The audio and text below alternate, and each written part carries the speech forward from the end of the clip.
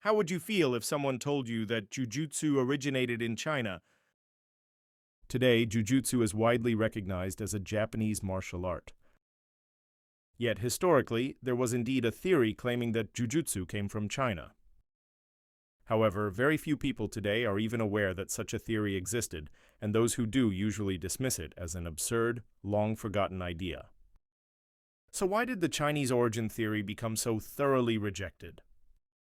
One major reason is the influence of an extraordinary figure in the worlds of Jujutsu, Judo, and Japanese martial arts as a whole, Kano Jiguro. It is no exaggeration to say that Kano's work played a significant role in shaping how the origins of Jujutsu came to be understood. Supporting Kano's argument was a certain school that is often introduced as the oldest Jujutsu tradition in Japan. But a crucial question arises.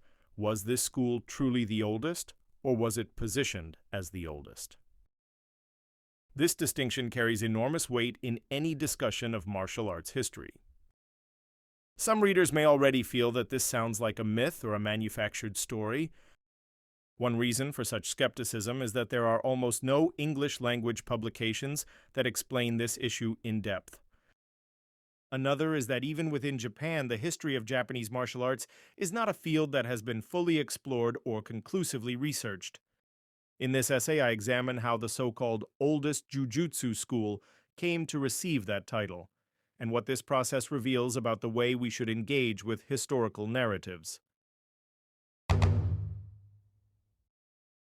We introduce Japanese martial arts based on widely accepted knowledge in Japan, as well as information commonly found in Japanese publications and broadcast media. Along the way, we sometimes receive comments claiming that certain explanations are fabricated or false. Recently, we received such feedback again for the first time in a while. Many of these accusations seem to arise from the fact that, while certain ideas are relatively well known among Japanese martial artists and enthusiasts, they are rarely mentioned in English-language literature.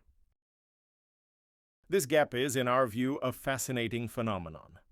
In our martial arts-related videos, we introduce interpretations and theories found in current Japanese language sources and historical materials, while keeping the historical background in mind. We do not take sides, nor do we claim that any particular view is definitively true. This is because even specialists agree that martial arts history is far from fully researched. Ultimately, we believe that viewers should be free to reach their own conclusions, and that establishing historical truth requires further scholarly investigation. This is the basic stance we follow.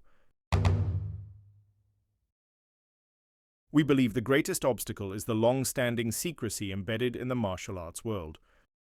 Many schools maintain policies such as not to be shown to outsiders or to be transmitted to a single successor, and some organizations hardly disclose their materials at all. In addition, competition over legitimacy, such as claims about who the true headmaster or original founder is, encourages the idealization of founders and the embellishment of traditions. This creates an environment where historical fact and fiction easily intertwine.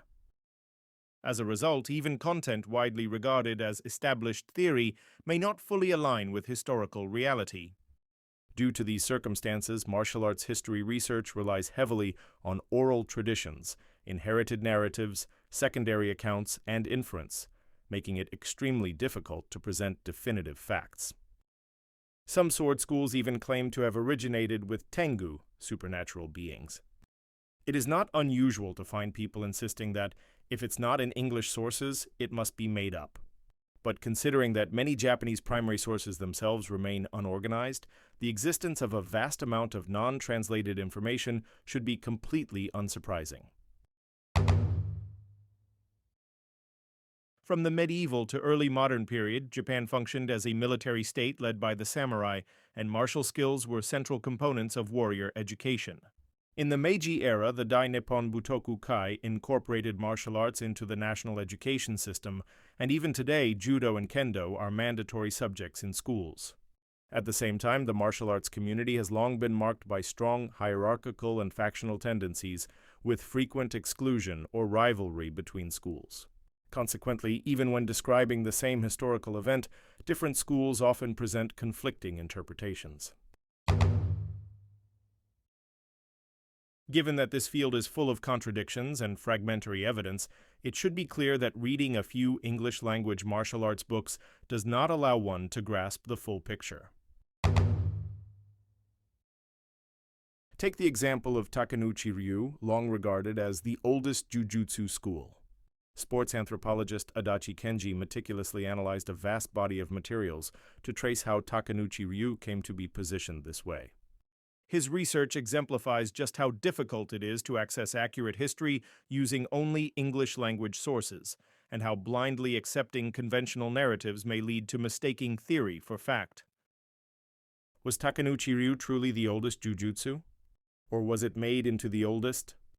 This is the question we invite viewers to consider. Are you familiar with Takeuchi-ryu, a school of jujutsu? During the Edo period, it is said that hundreds of jujutsu schools existed. Among them, Takeuchi-ryu is often referred to as the oldest jujutsu school. Takeuchi-ryu was founded in 1532 by Takenouchi Hisamori in northern Okayama.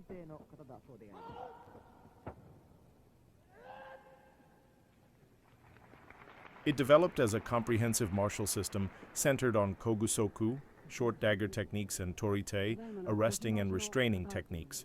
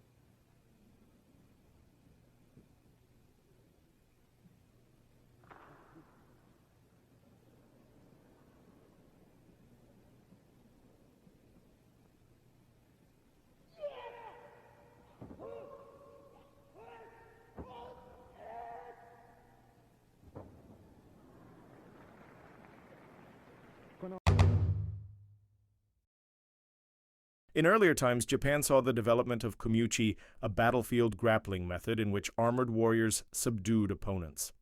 From the techniques used after taking an opponent down, such as short dagger methods, specialized arts like kogusoku emerged. Once the Edo period brought an end to constant warfare, the deadly komuchi and kogusoku techniques evolved into torite and hojojutsu, rope tying, using tools such as the torimono mitsudogu to subdue criminals. The three arresting tools refer to three representative non-lethal weapons used for capturing suspects. From right to left, they are the sasumata, sodagarami, and tsukibo. Each tool is fitted with spikes to prevent the suspect from grabbing hold of it. The sasumata is still widely used today and is employed to pin down and restrict a suspect's movements. The sodagarami was used to entangle a suspect by hooking into the wide sleeves of garments commonly worn at the time, such as yukata and kimono. The tsukibo was used to maintain distance from an armed suspect, particularly one wielding a sword. Techniques involving the jite also appeared. In a broad sense, these can be regarded as the origins of jujutsu. However, the term jujutsu itself began to be used much later, and these techniques were not called jujutsu at the time. Therefore, this discussion limits the definition of jujutsu to the term's narrower, later usage. Although Takeuchi-ryu is undeniably an old martial tradition, Adachi's research argues that whether it is truly the oldest is largely a matter of later interpretation. According to Adachi, these expressions began to be strongly emphasized in the official 1979 book Takeuchi-ryu. In 2019, an English edition was published, spreading this narrative even more widely. After the war, the Kōdōkan became the largest organization in the Yawara world, and its members played a role in elevating the status of Takeuchi-ryu. Judo history often uses expressions such as the origin of jujutsu, the birthplace of judo. The 100-year history of judo also treats Takeuchi-ryu as the oldest jujutsu, and during the 2010 World Judo Championships, Takeuchi-ryu was introduced as the origin of jujutsu, with a special demonstration given. Adachi argues that this recognition from the judo side became a major factor solidifying Takeuchi-ryu's oldest origin image. But in Edo sources, Takeuchi-ryu was not classified as jujutsu. In primary sources from the early 19th century, the headmaster himself calls Takeuchi-ryu a school of swordsmanship, and local documents also list it as Takeuchi-ryu Kenjutsu. In other words, within the martial classification of that time, Takeuchi-ryu was a Kenjutsu school, not recognized as Jujutsu. Only in later eras did it become redefined as a Jujutsu tradition, and value labels such as oldest and origin were added. A well-known claim states that many Takeuchi-ryu practitioners participated in the 20-member committee that created the Kōdōkan Dai Nippon Butoku-kai Jujutsu Kata in 1906. Researchers often list 4 from the main line, 4 from branch lines, total 8 Takeuchi-ryu representatives. This supposedly gave Takeuchi-ryu strong influence. However, when checking the primary source, the 1906 Dai Nippon Butoku-kai Jujutsu Kata Seitei Hokokusho, only 3 names are explicitly labeled as Takeuchi-ryu: Takeno, Imai, Oshima. Katayama is listed as belonging to a different tradition. The main branch lineage distinction does not appear in historical documents of the period.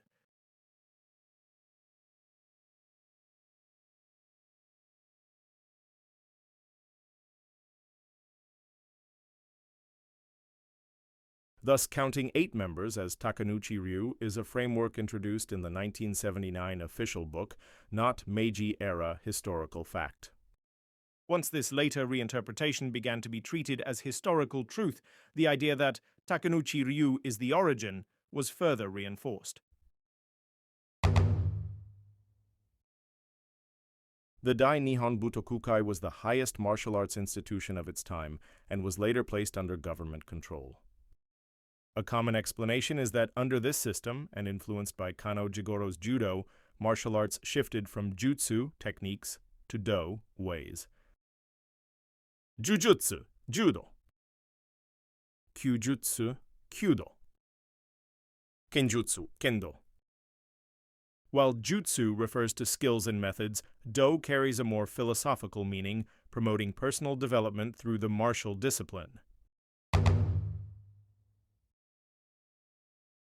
Jigoro Kano, who founded Kōdōkan Judo in the Meiji period, also placed great importance on clarifying the origins of jujutsu while systematizing and modernizing its history.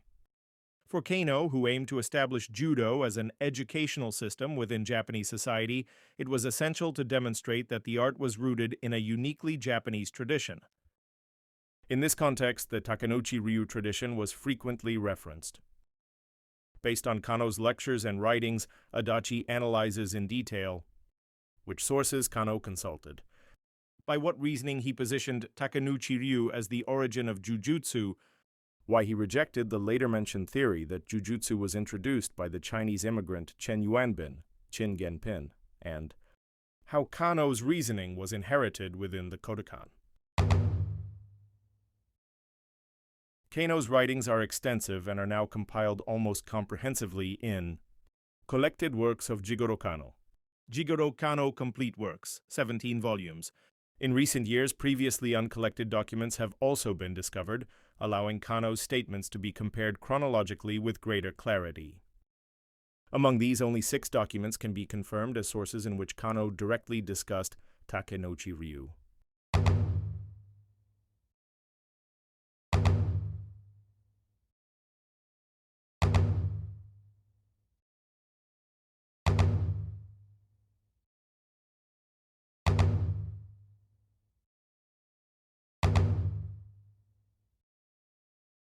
Adachi argues that these documents are important evidence showing that Kano's theory of origins remained consistent from the late 1880s onward.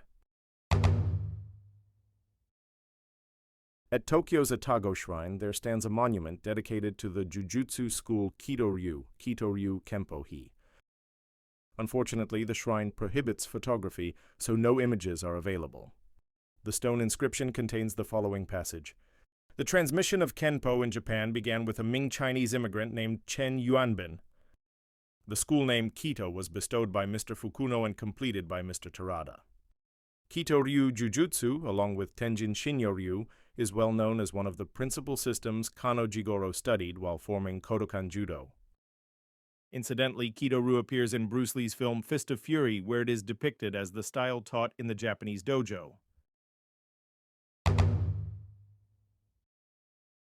Chen Yuanbin, was a cultured immigrant from China, said to have excelled in calligraphy and pottery. He has also been credited, according to the Atago Shrine inscription, with introducing Kenpo to Japan. This transmitted martial art was believed to have formed the basis of Kito-ryu Jujutsu, one of the dominant theories before the rise of the Takeuchi-ryu as the origin of Jujutsu narrative. Chen resided between 1625 and 1627 at Kokushoji, a temple in Nishikubo, south of Edo Castle. The temple was later destroyed.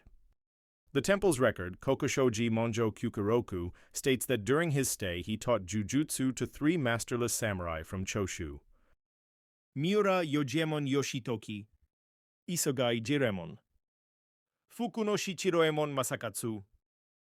However, no writings by Chen on martial arts survive. This absence of documentary evidence is one of the reasons the Chinese origin theory has been rejected. The 1912 Randori Kappo Jujutsu Kyokasho begins with the following description of the origin of jujutsu. Next is a modernized and summarized translation of its content. Jujutsu was brought to Japan from China. In Wanfa Kwanshu, there are descriptions of sword, spear, staff, bow, and jujutsu techniques. In Japan, a man named Takenouchi Nakatsukasa Daifu Hisamori from Okayama mastered this art, named it kogusoku torite, and eventually founded the Takeuchi-ryu tradition. Later, Chen Yuanbin came from China and stayed at Kokushoji, where he taught Miura Yojimon, Isogai Jiromon, and Fukuno Shichiromon. Miura and Fukuno later established their own branches and spread the art. These were considered the ancestors of medieval Japanese jujutsu. Kano repeatedly asserted that Takeuchi-ryu existed before Chen Yuanbin's arrival. This was not merely a matter of historical curiosity. Kano used Takeuchi-ryu as a key argument to deny that jujutsu had been directly imported from China. I recall reading a book, unfortunately I have forgotten the title, at the Kodokan Library that also forcefully rejected the Chen origin theory. When karate first arrived in mainland Japan from Okinawa, formerly the Ryukyu Kingdom, it was written as Tuda, Chinese hand. According to one theory, because China, Tang, evoked an unfriendly foreign power in the tense political climate of the time, the term was changed. Funakoshi Gichin, who taught at Keio University's Karate Research Club, proposed changing Tangsho to Kongsho, empty hand, drawing on the Buddhist concept of emptiness, Q, from the Heart Sutra. This change gradually became accepted, and later the Dai Nippon Butoku-kai officially recognized karate as a Japanese martial art. It is said that some Okinawan elders initially opposed the change. Although the renaming is often explained by reference to the phrase shikisoku zeku, form is emptiness, this justification feels somewhat contrived. Given the precedent of Chen Yuanbin's case, the political motive, avoiding associations with China, seems much more plausible. Indeed, only 2 years after the transition from Tudi to karate, the Mukden Incident, 1931, occurred, an event marking a major escalation in Sino-Japanese tensions. Let us return to the subject of jujutsu. As the stone monument mentioned earlier shows, one of the most influential theories about the origin of jujutsu at the time was the Chinese origin theory, which claimed that the Ming Dynasty martial artist Chen Yuanbin brought the art to Japan. In opposition to this view, Kano repeatedly emphasized that Takeuchi-ryu began in Tenbun 1, 1532, more than 100 years before Chen Yuanbin. By doing so, he reinforced the logic that jujutsu is a product of Japan's own indigenous development. Kano asserted that techniques equivalent to jujutsu had existed in Japan long before the Edo period. His arguments can be summarized in 3 points. 1. Takenouchi-ryu was founded in 1532, long before Chen Yuanbin. 2. Jujutsu, Yawara, Taijutsu, Kogusoku, and Kempo differ in name, but are essentially the same system. 3. Therefore, the roots of Jujutsu should be sought within Japan. Kano incorporated Takenouchi-ryu into the history of Jujutsu through two major pillars. Logic 1. A definitional strategy treating kogusoku as Jujutsu. Kano's writings contain several instances where he treats kogusoku as a form of Jujutsu. This constitutes the core of his historical interpretation. Kano's formula: kogusoku, grappling with minimal armor. The same in essence as Yawara, Taijutsu, Kenpo. Therefore, Jujutsu. Thus, Kano reorganized the conceptual categories so that Jujutsu became the broadest umbrella term. This allowed the structure. Takenouchi-ryu is centered on kogusoku. Kogusoku, Jujutsu. Therefore, Takenouchi-ryu is a Jujutsu school. This definitional move strongly influenced later research. Logic 2. Accepting 1532 as the founding year of Takeuchi-ryu. Kano relied on the Takenouchi family's generational records, repeatedly stating that Takenouchi Hisamori founded the school in 1532. However, Tenbun 1 began in July 1532, while the record states Tenbun 1, 6th month, 24th day. The 6th month of that year should still fall under Kyoroku, not Tenbun. This inconsistency suggests the date may be a future era year, a sign of later alteration, requiring source criticism. Whether Kano noticed this issue is unclear, but he was evidently committed to the symbolic value of 1532 itself.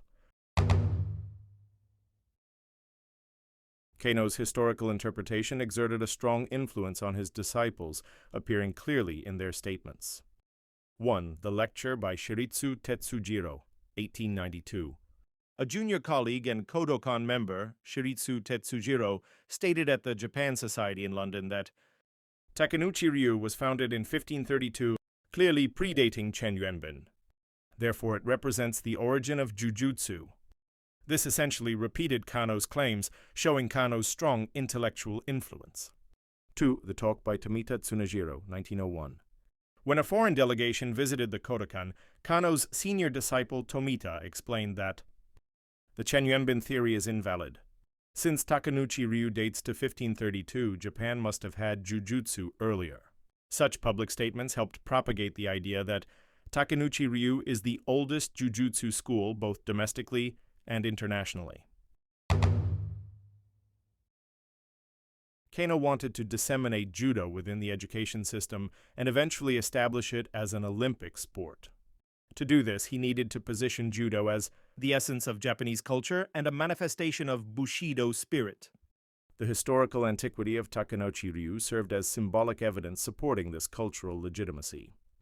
Kano Jiguro repeatedly highlighted Takeuchi-ryu because he had several educational, social, and ideological motives.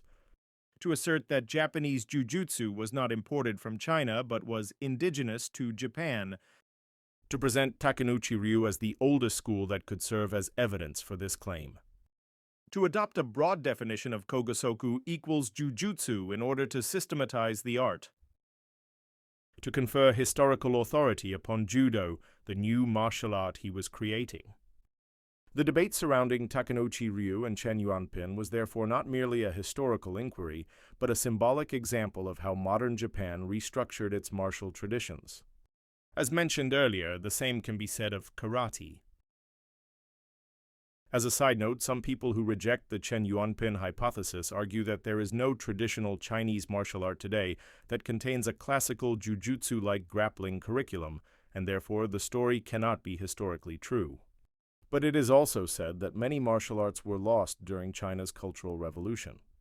Unless one is exceptionally well-versed in Chinese martial arts history, it is difficult to make absolute claims at the present stage about whether Chen Yuanbin or Chinese martial arts were or were not the source of Japanese jujutsu. That is my personal position. If someone knowledgeable has further insights, I would be grateful to learn from you. I will not go into detail here, but in the karate world, Ryu Ryuko plays a role similar to Chen Yuanbin.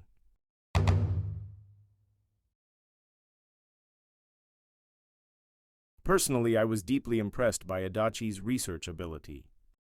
The conclusions drawn from his arguments can be summarized as follows.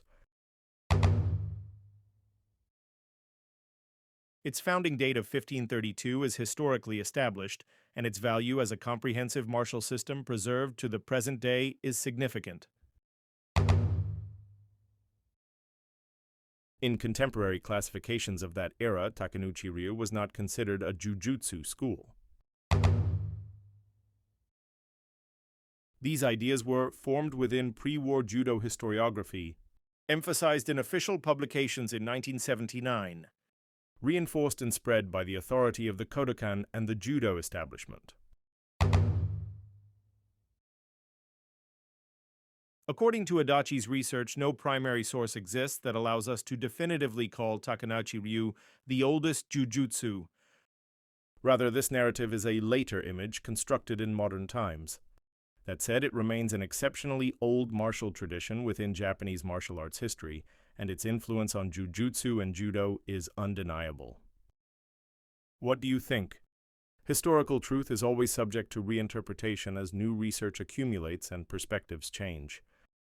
Even the views presented here should not be regarded as absolute truth. Nevertheless, the arguments offered have sufficient depth and rigor to significantly update the prevailing narrative, and to me they represent an image very close to historical reality. Nevertheless, the arguments offered have sufficient depth and rigor to significantly update the prevailing narrative, and to me they represent an image very close to historical reality. Nevertheless, the arguments offered have sufficient depth and rigor to significantly update the prevailing narrative, and to me they represent an image very close to historical reality. In particular, understanding why the Chinese origin theory was rejected requires deep knowledge of Japanese history and the political and intellectual climate of the time, as well as the ability to examine the vast body of Japanese language sources directly. As for the truth of the Chinese origin theory itself, this text refrains from drawing a definitive conclusion, and that is indeed an area that should await further research. To verify just one claim, whether Takeuchi-ryu is the oldest jujutsu, this much work is required. Of course, values and perspectives differ from person to person. However, using only English language sources to assert historical fact, while dismissing unexamined Japanese language materials and modern research as fabrications or misinformation, strikes me as lacking sincerity toward the study of history. To seek historical truth does not mean remaining within the boundaries of what one already knows. It requires humility toward what is not yet visible. This is what I was reminded of, very much as a self-reflection. Japan B is a channel that randomly shares information about lesser-known aspects of Japanese culture, spanning across various genres.